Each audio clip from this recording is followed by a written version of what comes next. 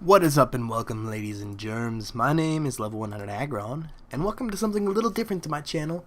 I've been talking about wanting to do it for a really long time. I'm doing hand gestures and shit because I'm so excited.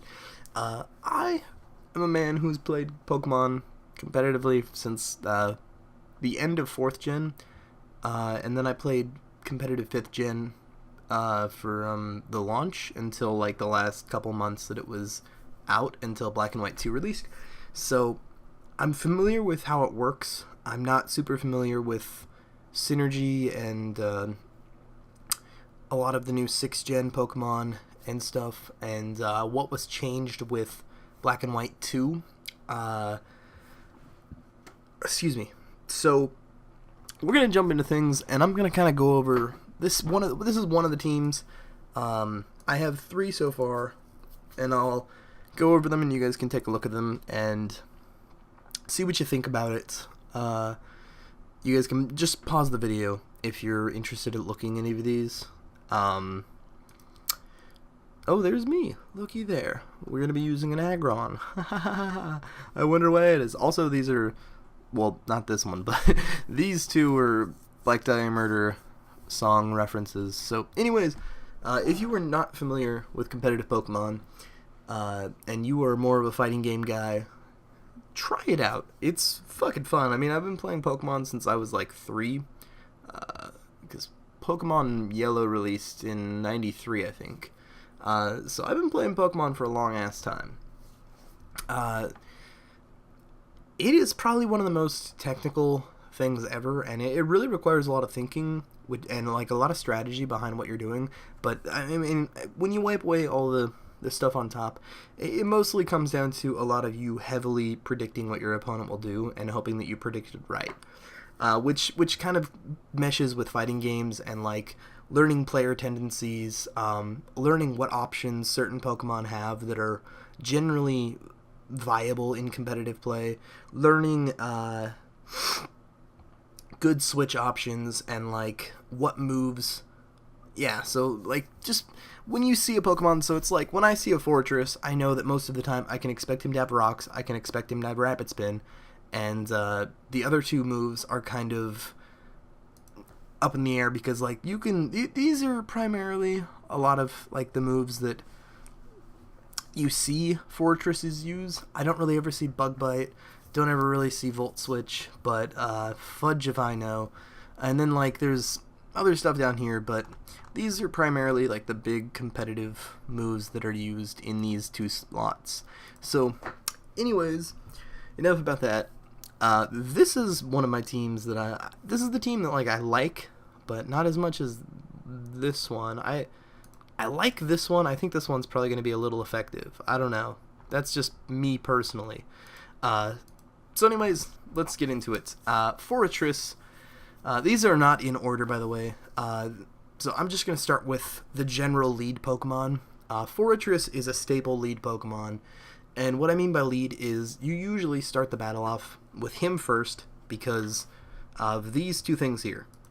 Rocks and Spikes. So these apply damage by weakness. So like, say your opponent has Mega Pinsir and Mega Pinsir is Bug Flying.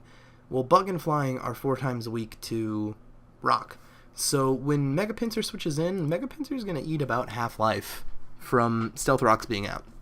Spikes are the same with ground damage, though, instead of rock. And Poison Spikes, they work a little different. They work in poison instead of physical damage. So when the opponent switches in while Poison Spikes are out, it will get a stack of poison.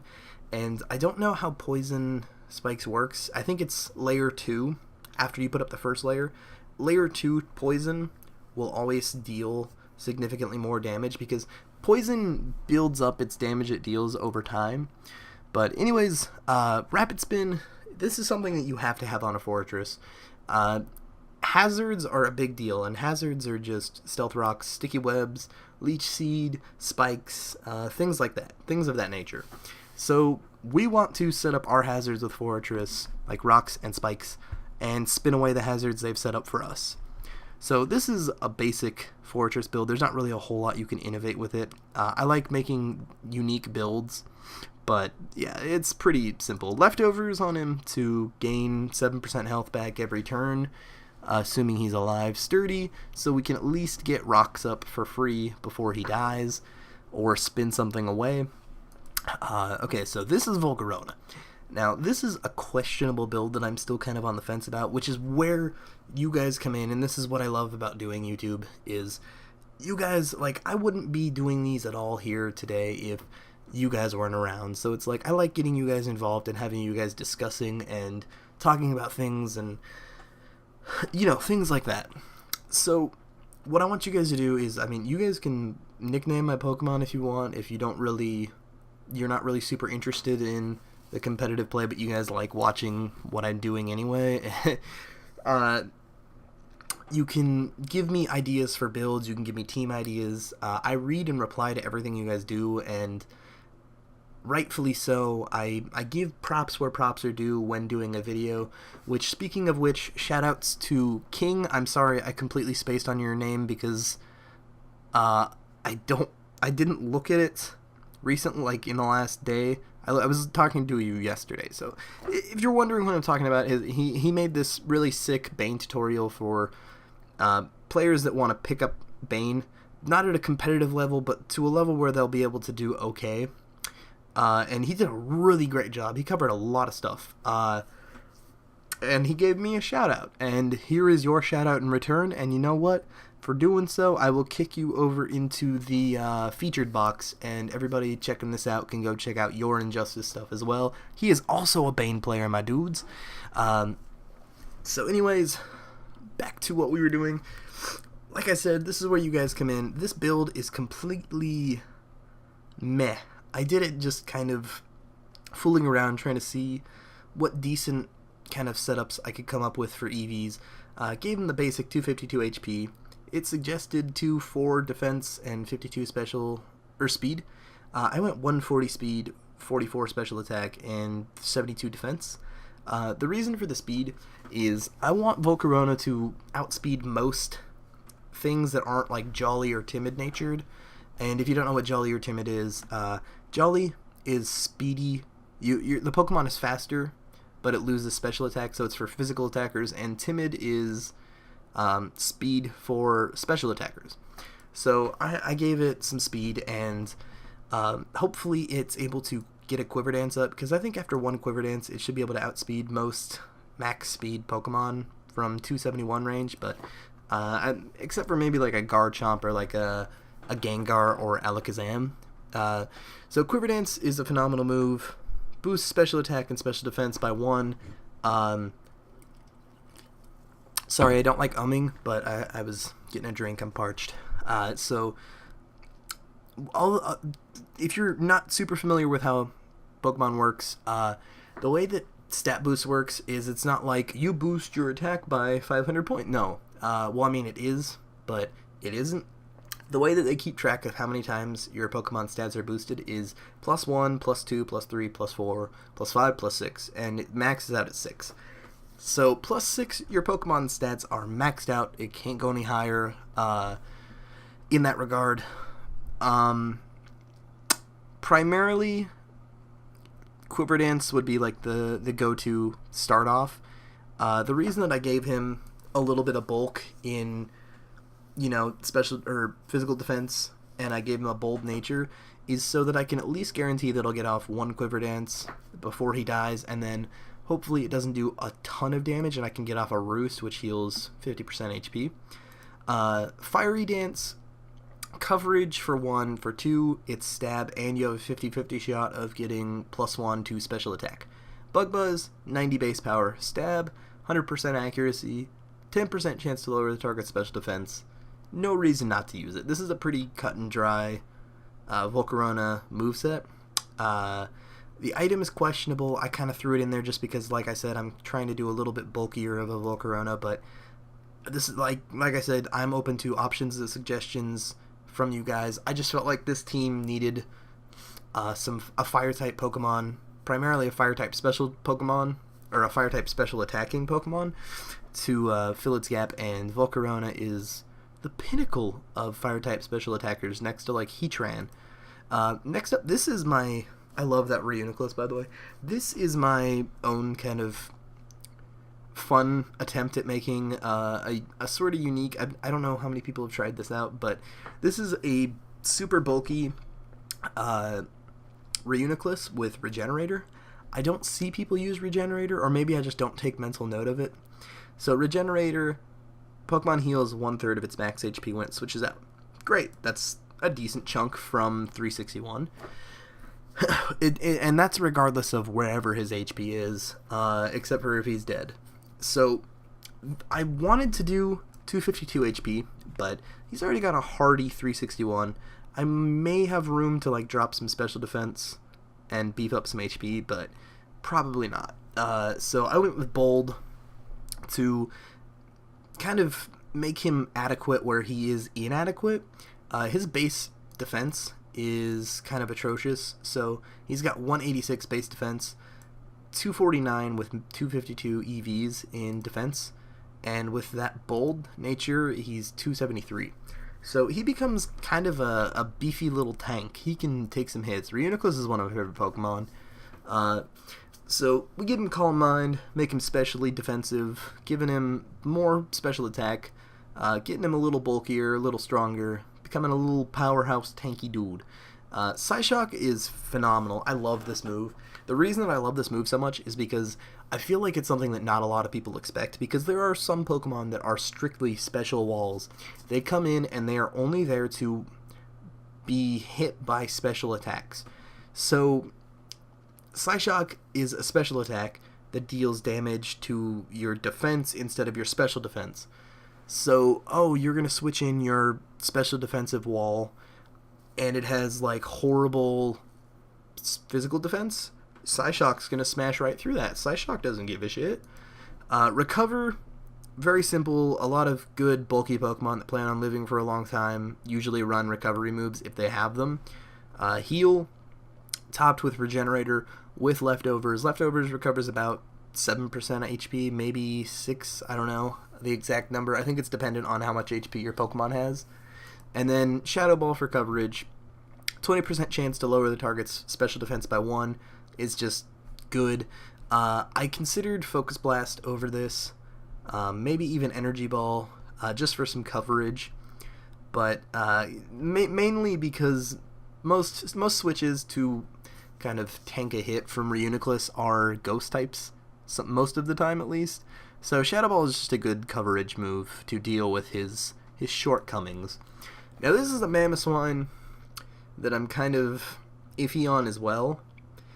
He is thick fat, so fire and ice damage are halved.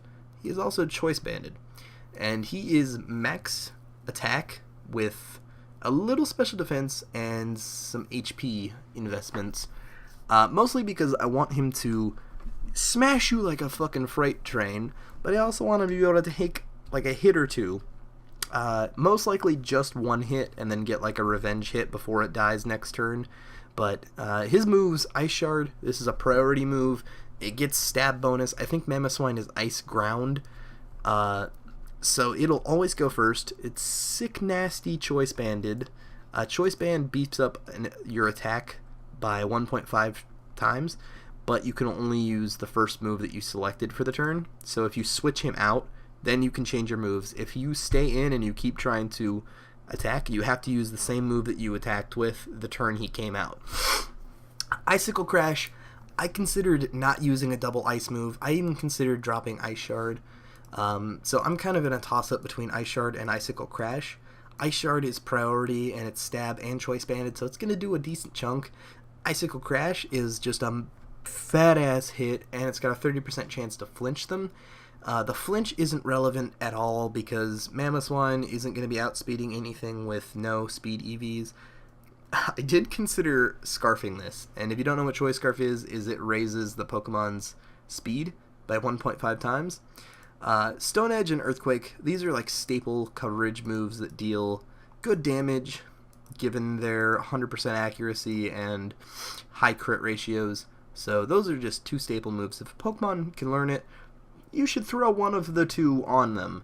It generally is just useful. This Breloom is Toxic Orb, Poison Heal. I wanted to try Technician, but looking at his move pool, it didn't look like he had a whole lot in regards to what would be super beneficial from Technician. So I ran Mach Punch and Spore. I'm thinking about changing him to a Jolly nature with max speed instead of max HP. But I might even drop, like, max attack, because, like, let's do Jolly with max speed instead really quick and look at that. So he's got 296 attack and 262 speed. He's going to outspeed a few things. I don't know exact numbers on some Pokemon. I haven't been into competitive Pokemon in a long time, so hopefully I'll be able to pick back up on stats that Pokemon generally have. But Spore is a super useful move that you should just have on your Breloom or a Pokemon that can learn Spore. 100% accuracy, puts the target to sleep. Now, if you're not familiar with Sleep Claws means that I believe you forfeit the match the second you put to sleep more than one Pokemon. So you get to put away one Pokemon for, I think it's like 1 to 5 turns, that is going to be a big problem to your team. Something that your team can't deal with at the moment, and you need to kind of whittle it down while it's sleeping. Spore is just a fucking great move. Drain Punch, Stab, 75 power, recover 50% of the damage dealt from it as health. Ridiculous. Poison Healing. Poison Heal heals you, I want to say, for about 13-14%, but that's all dependent on HP, I believe, so it could be more, could be less. Stone Edge, like I said, coverage, high crit ratio, good chance at one-hit KOing a lot of things. That's going to one-shot a Mega Pinsir with max attack, probably no problem. If I had Life Orb or Choice Band, I'm confident it would one-shot one, but we're doing kind of a little more defensive. He's a little bulkier because he's got the 252 HP. Oh, wait, we should put your attack back up. Duh. And then this, I love Shiny Cloyster too. We got the blue man crew going on here. So Cloyster is a sick, nasty guy. Look at these stats, okay? So he's got base 180 defense. So he's already he's a little tank. He's coming in, he's gonna fucking take a hit as long as it's a physical hit. If it's a special hit, he's fucking gone. But 180 base defense. So already no EVs invested, no defensive nature. He's at 396 defense. That's ridiculous. Then you add in 95 fucking base attack. That's okay. That's above average, I think. No, that's about average, actually. Then you factor in he's got an average speed of 70. That's decent. Okay, I'm following you. Then you're giving him an adamant nature to beef up this fucking hard-hitting attack already, and you're giving him max speed. This guy is going to go to town when he Shell Smashes. This is a Shell Smash Cloyster. I thought about doing kind of a stally physical Cloyster, but Shell Smash Cloyster is too fun, and it has too much potential in sweeping an entire team to pass up. Shell Smash boosts my attack, my special attack, and my speed by 2. And it lowers my special defense and my physical defense by 1. So, oh, big fucking deal. Your fucking 396 defense is probably like, what, 200 something now? You're not going to survive a special defensive hit, or a special hit anyway, so, like, I care. You're going to Shell Smash and you're going to go to work, because this guy's got Skill Link, and with, I believe that Cloyster is Ice Water, with stab bonus on a move that's 25 base power, 100 accuracy, and it hits 5 times guaranteed, you're going to be killing shit. And your Life Orb, so you're doing 1.3 times damage. Oh no, dude. And then you got Rock Blast, another multi-hitting move. All I can say is if Cloyster could learn Bullet Seed, this motherfucker would be unstoppable. Just think about that. Look at this smug guy. He's like, yeah, you wanna fucking step to me, dude? That ain't happening. And then Razor Shell. Now this move, I'm kind of on the fence about. I'm kind of questionable. It's kind of questionable. I really went through his move list, and there wasn't a whole lot that I looked at, and I was like, yeah, that would be a better option. I thought about maybe Poison Jab or maybe Payback, just for better coverage, because I feel like Water really like a water type move. Like, yeah, it's 75 power, yeah, it gets stab, yeah, it's 95% accuracy, yeah, it's got a 50% chance of lowering the target's defense, but I don't like the coverage that it provides. Like, Icicle Spear and Rock Blast already provide some really solid coverage for Cloyster, but I want something a little different, and that's why I was kind of thinking about doing... Excuse me. That's why I was thinking about doing, like, Payback or Poison Jab. The Payback would only really be relevant if I didn't get a Shell Smash up first. Maybe even Substitute. Substitute would also be a decent replacement there. But with the way that Cloyster is, I don't think that Substitute would be a good option paired with Life Orb.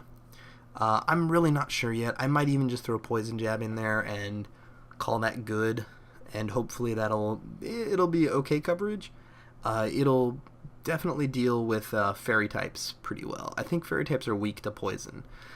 Implementing a new type definitely threw a cock in my dick, because now I've got to take into account this type that hasn't been around for, like, what, Pokemon's been around like 20 years, since like 98 or like 89 or something. I think it's been around since 93, actually. Maybe 92. But oh, whoa. Nope. I think I found it, you guys. Oh, no, that only hits twice. Never mind. We're not using that. I was thinking about doing Twin Needle, but that only hits twice. Why do I care? So essentially, this is a dirt nasty Cloyster. Basic thing. Like I said, like, there is room for improvement on anything that you do. And that's where the involvement of you guys comes in. If you guys have suggestions, I personally like to keep my Pokemon to the ones that I like using. These teams will primarily be OU for now. I'd like to do RU and UU just because there's a little more variety in those tiers compared to OU, but for now we'll be doing Pokemon X and Y, Showdown, OU tier, and like I said, what I would like you guys to do is, if you guys are into competitive Pokemon and you know a little bit about it, feel free to leave a comment and give me some build ideas, or give me tips on what you think would be improved. I haven't played competitive Pokemon in a long time, so things are still kind of iffy on what I'm doing. I know I love this Cloyster. I know I love this Reuniclus. I know that Mamoswine is going to be a little powerhouse. Breloom, kind of on the fence about, might do Jolly max speed instead. Yeah, and if you guys are interested in seeing the other teams as well, like I said, go ahead and pause the video. These are mostly Pokemon, anything that's below 6th gen, or Pokemon that I probably have already on my Black 1. So anyways, get involved, you guys. Leave comments, discuss things, give me tips, help me out. Ask questions, leave comments so that you're entered into giveaways, which I'm currently doing right now. So, if you want to be entered, you have a chance at winning Scribblenauts Unlimited, Mortal Kombat Collection, Fear 3, the Lord of the Rings game that's like League of Legends, and the Smog's Treasure DLC for that, Batman Arkham Origins, online multiplayer DLC skins, which these are all for Steam right now. I'd like to do giveaways where I send you guys physical copies of things, but I don't have the money currently to be doing things like that. I work part-time, so it's... I try my best for you guys, though. So, anyways, I hope you guys enjoyed this video. I'm going to go jump into online and record some competitive matches. I hope you guys enjoyed. Remember to leave a like and a comment, and discuss and help, and enjoy. I love you all, and peace out, Girl Scout.